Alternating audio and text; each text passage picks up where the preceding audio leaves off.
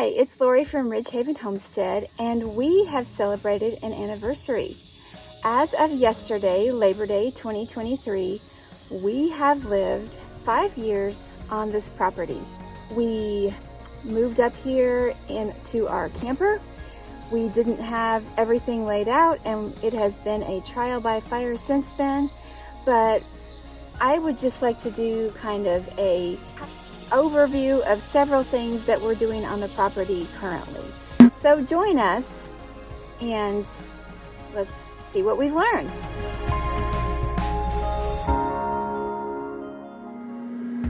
Our first status update that I'm thrilled to report is our laundry room progress. Here I am putting the seal on the dryer because it sat for a little while, but we've been packing out laundry for the last 5 years and now we can do it at home. So this is huge. It's going to save a lot of time and lost items. You have no idea how exciting this is. For the first year, and I don't know how long, I haven't canned anything this summer. When we get a lot of tomatoes, I've just been freezing them and they haven't been coming on fast and furious. So this is working so far. God kind of gave me a break from canning this summer. On Friday, this load of lumber rolled up. We had just had it freshly milled, and Greg hauled it back because we have a project that's going on this week. This is the guys unloading the wood. If you look carefully, you can see the stack growing and growing.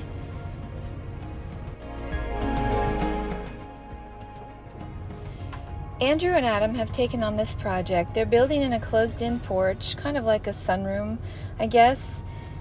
They have been diligently working to get it up. It's going to have windows across the front, and so here's the first section that they put up, and they were working very hard on this, and we're hoping to get this done in a pretty timely manner, and then at some point pretty soon they are also going to be building a back porch that is not closed in like this. This one is going to be a little bit more of an extension of the house. We're really looking forward to it. We can put plants in there, we can heat it during the winter, and the boys have just figured things out one thing at a time, and we're really proud of the progress that they're making.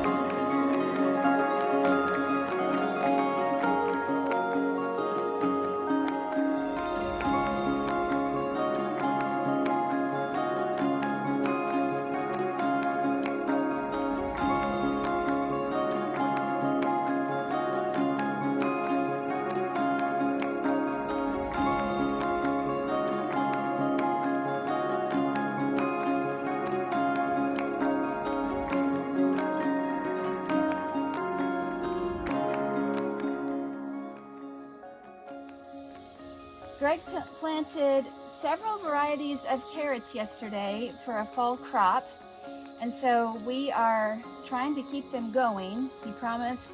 He made me promise that I would water them twice a day, so I'm doing my due diligence here.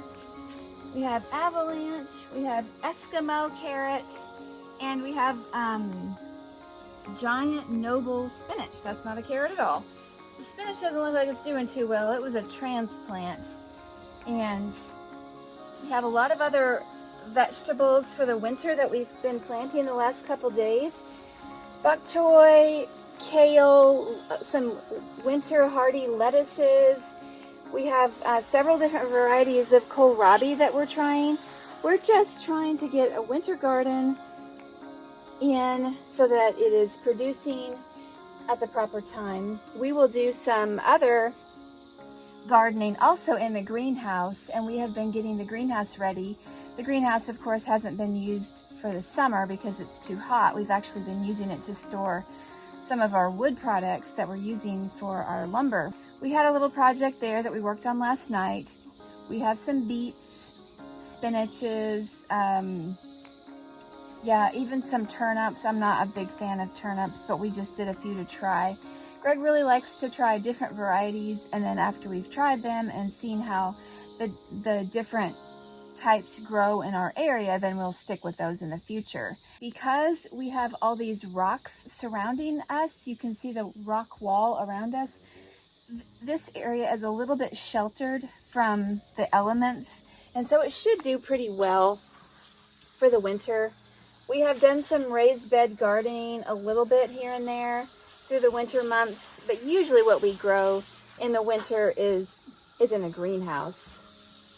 It's kind of exciting to see things, new life growing, and to do our best. You know, that's what we've learned is sometimes you plant things and you end up not getting a good crop, but then you don't give up. You just try again because the next year you might do better.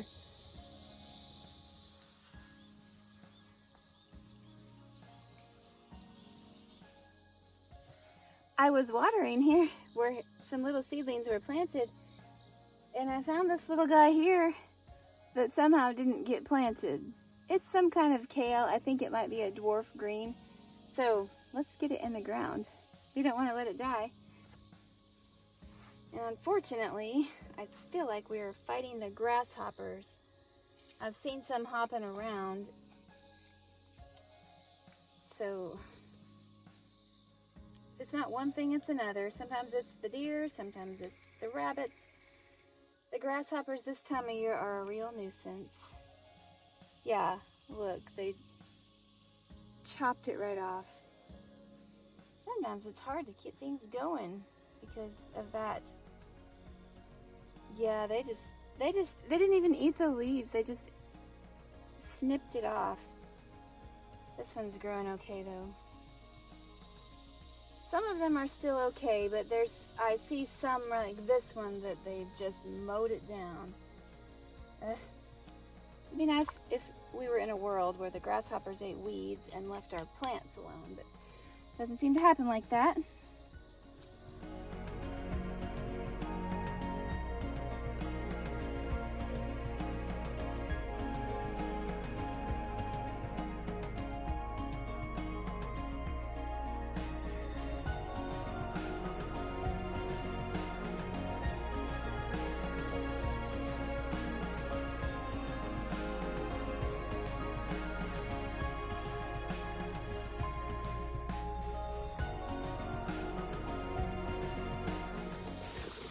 Oh my. I have some butternut squash here growing. They're doing really well. I have to say that my raised bed from over there has sprawled over here. It doesn't bother me. It's funny, the gardening styles, because Greg, it's really bothering him. He said it's not staying where it's supposed to. And for me, I like it when they are all wild and mixing in with the flowers. That's just fine with me. These are some Blauhild, I don't know if that's how you say it, Blauhild beans from Baker Creek. that I planted last year, and they also have self-seeded, thankfully. So we're getting a handful there. It tastes so good, but if you let them go, they get strings, and you're like choking when you're trying to eat them, and that's not really that fun.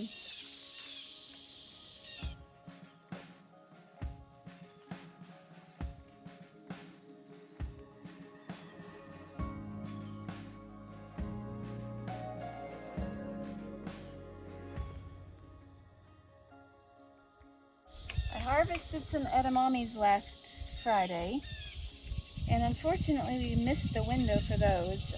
Apparently there's just like a 3-day window for when they're ripe, and it's not like we lost them because we're still going to save them for seed, but there's a 3-day window where they're really tender and green when people want to eat the edamames. So I honestly didn't know when I was supposed to harvest them. Now they've gone too far. Now they're just brown and hard, but inside, it's okay. Inside, it's a soybean, so what they have done is shrunken up, and we can plant them for seeds. So it's not like it's lost, it's just we were planning to eat them for edamame. And if you don't know what edamame is, it's just the fancy name for the green soybean. It's immature, and it tastes very nice. You can just steam them lightly and pop them in your mouth, and there we go. So here's Charlie. Charlie, are you helping? I'm sure you can't see him with the video, but maybe you can. He's here having a sample of my beans. He won't eat the whole thing, he just wants to nibble. Checking it out. He's got to check it all out. Okay, you can have that one. Yoo-hoo. You have this one that you nibbled on. That one's for you. See, he doesn't really want it. He just wants to check it out. Oh well. We'll snap that part off. He's a very curious man. Could have named him Curious George. He's always getting into mischief. Okay, there weren't that many, just a few. Probably enough for 1 or 2 people for lunch, but that's okay. My zinnias are kind of going out, but I'm going to let them because last year that's how I got the seeds. I planted a moderate amount of zinnias last year, and then when they went to seed, I chopped the tops off when they were good and dry, and I saved them in a bucket, and now I have zinnias everywhere because I planted them everywhere. And it's probably part of my problem, which is why my garden is going nuts, because I like to plant them here, there, and everywhere. So far we have purple beans and white currant tomatoes. More zinnias here, and a super happy sunflower. This one, I don't know how it got to be so big. It's the size of a dinner plate. And it's doesn't seem to be one of those, giant Russian gray ones, because the middle of it is not like that. It just has a lot of fluffy petals on it. I love the zinnias, and we've been seeing a lot of butterflies. And I see one now. I don't know if I can. There we go. It's a butterfly. They're coming a lot this year. The black swallowtail. And I don't know if this is some kind of fritillary. They love the zinnias. Here in my garden we also have, you see all my powdery mildew on my squash. I do have a squash there growing. The marigolds have done really well. And this other big one that's sprawling everywhere is butternut squash. And there's a lot of butternut squash on it. I have some peppers there. And if you see our house, we have a new project going on. The boys are building a front porch, and it's going to be a closed-in front porch, or it's almost going to be like a sunroom. Big windows. It's going to be wonderful. Here's a quick look at the herb garden and our grapevine, which has pushed the arbor down. This grapevine is loaded with vine, and that's it. I think I saw one little grape on there, and actually I see some purple beans I need to go pick, so I'm going to do that right now. But the garden, the nasturtiums are going crazy. I have the chives that are making their seed heads and attracting all those little orange love bugs. My roses are actually blooming again, and some black-eyed Susans, and down in my lower bed I have actually some anise hyssop that is done right there, and I've harvested some of that, and then I have more herbs back there, echinacea, basil. I love this time of year because everything seems to be in full blossom.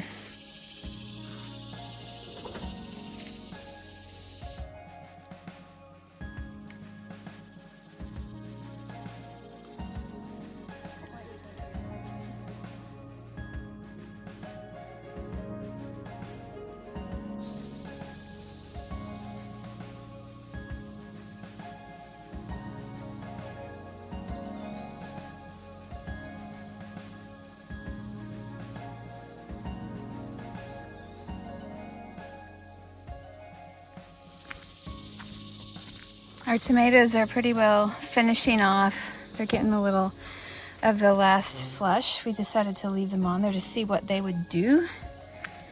But we've noticed in the last couple of days, we've seen a lot more hornworms this weekend. You see these are mostly done. And more holy basil, which is being worked pretty heavily by the bees. I'm gonna go up to this second terrace. Oh, look. If we look in here, which I don't know if you can see, we can see what's hiding there. There's several that are not squash, and they're still small and immature, but they're growing, and this plant is just growing on the side of a hill. There's some seeds in the hill. There's some compost on it, and there we went. Let me just show you something. If you've never seen an okra flower, they're really beautiful. It's a beautiful flower. It's very rich red inside. I just love them. Okay, our okra patch is doing pretty well. We have 4 different types. And here's a better flower that you can see, I believe. It's just really pretty, almost like a hibiscus, but it's just really cool. And then that bug on the side, I hardly ever see those without seeing another. The common name is love bugs, and they're always 2 together.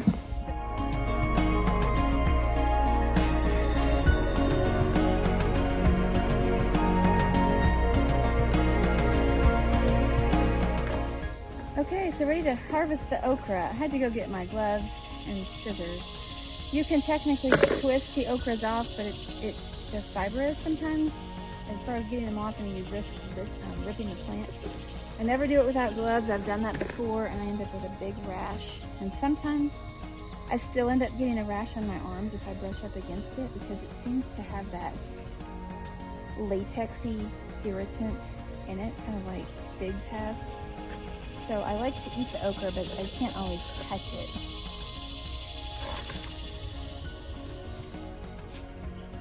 I'm harvesting this Star of David first. Now this is a short one. They're still pretty tender. These get big, and we cooked some the other night. Even when they were this big, they were still fairly tender, and they have an interesting shape. That's why they call them the Star of David. It's not exactly 6-pointed star like the Star of David is, but when you cut a cross section of it, it is a star-like shape, and it's pretty. This is a pretty big one. It feels pretty tender. I'll have to slice it and see. This one might be too big. It's always best to get your okra when it's small. And they're like, well, let's let it grow a little bit bigger because then more food, but you know, it tastes better.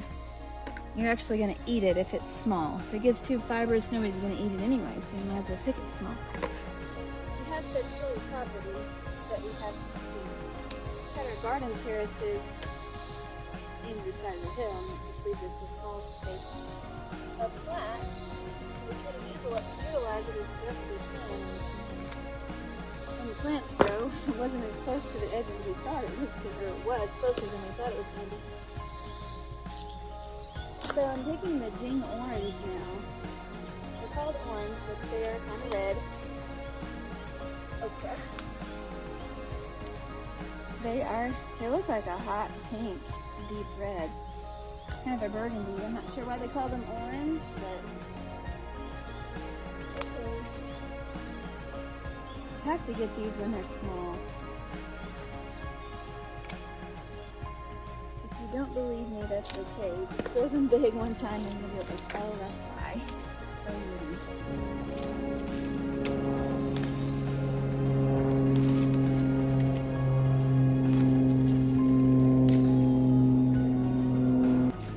Our dear friend, even though he's sweet and everything, he mowed down all the beans on these side of the cages. So he only saved us half. At least he saved us something. I think he thought we planted those green beans for him.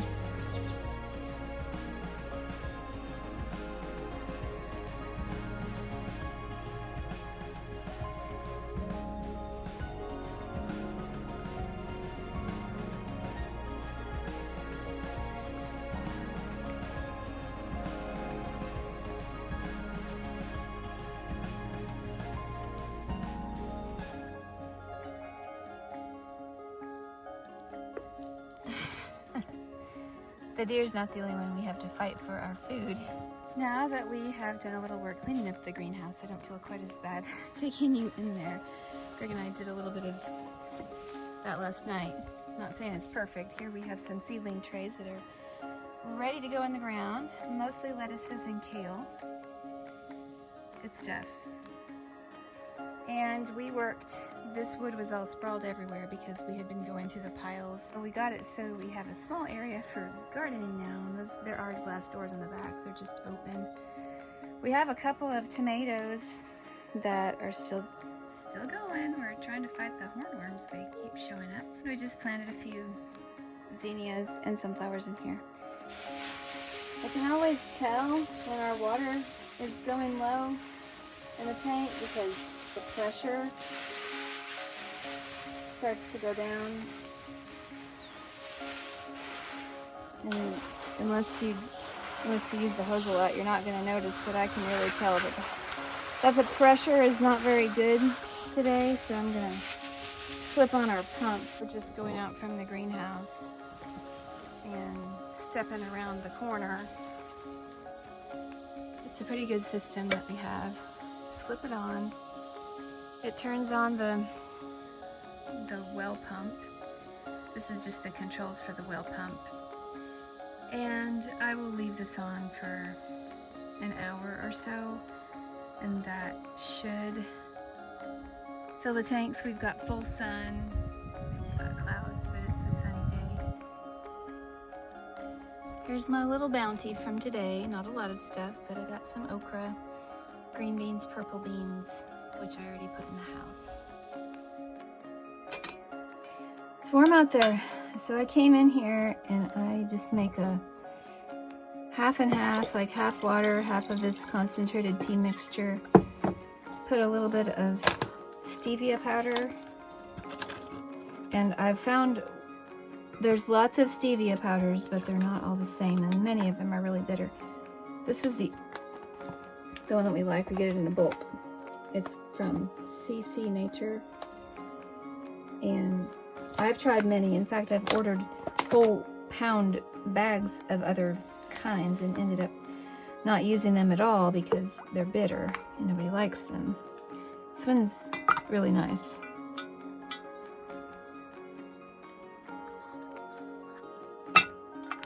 Okay. It's nice to have this herbal tea. My last blog post over at ridgehavenhomestead.com, I detailed how to make this anise hyssop and herbal blend tea. It's very refreshing. No caffeine. It's a great substitute for sweet tea if you want something that is a little healthier, 100% herbal. And you can grow all the herbs in your garden, which I did. It has lemon, verbena, holy basil, and anise hyssop. It's delicious.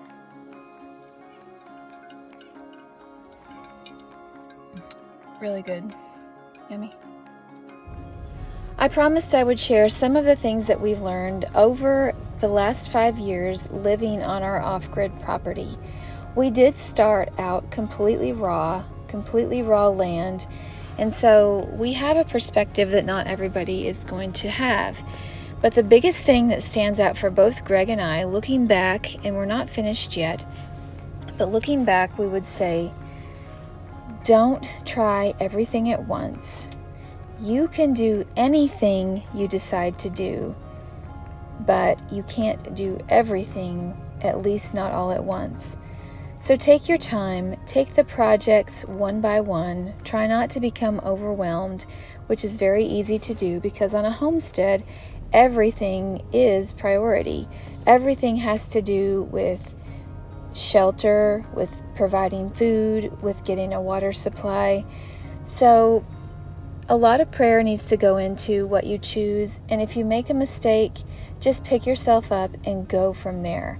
We would be happy to answer any questions that you have specifically because we have gone through many things, we've made choices, and now we have years of experience to look back on.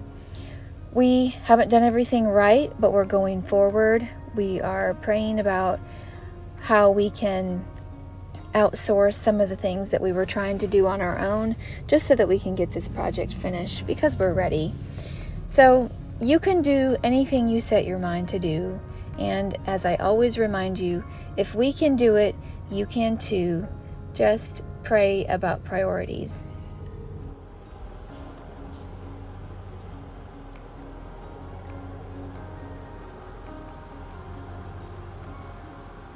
It helps me to see that even though we have some challenges, God is in control. He knows the end from the beginning, and He's got it. I often stress about things that I don't know the answer to, and there have been things that I've thought many times this week, this is too big for me. And then I realized that's okay because God is bigger than all that. I don't have to have the answer for everything. I just have to keep trusting Him.